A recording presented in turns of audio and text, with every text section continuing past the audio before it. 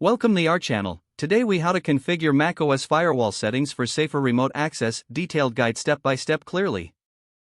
To configure macOS firewall settings for safer remote access, begin by clicking on the Apple menu in the top left corner of your select System Preferences from the drop-down menu.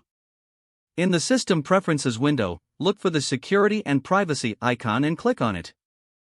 Once you're in the Security and Privacy settings, navigate to the Firewall tab. If your firewall is currently off, click the Turn on Firewall button to enable it. You may need to unlock the settings first by clicking on the lock icon in the bottom left corner. Enter your administrator password to gain access. After the firewall is turned on, you can configure its settings for better security.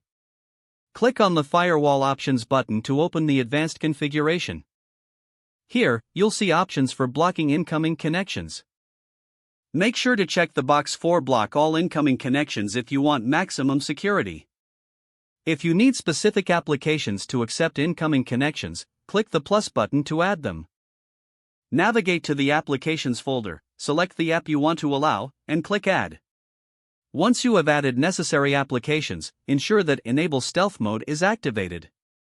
This setting makes your Mac less visible to potential attackers. After configuring options, click OK to save your changes. Close the Security and Privacy window to finish.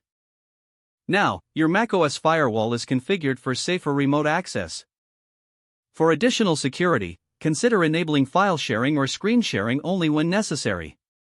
Regularly review your firewall settings to adapt to any new security needs. Always ensure your macOS is updated to the latest version for optimal security features. If the page does not load, refresh the browser or try again in a private or incognito window. Make sure you are using the correct email address, then retype it carefully to avoid small typos. If your password is not accepted, use the reset option and create a new strong password you can remember. Check your spam folder for verification or security emails, then complete any requested confirmation steps. Enable two-factor authentication if available to improve account security and reduce unauthorized access risk. After signing in, review your profile details so your contact information and settings are accurate and current. If you see an error message, note it down and try again after restarting your device and internet connection. Log out when you finish, especially on shared devices, to keep your account and payment information secure.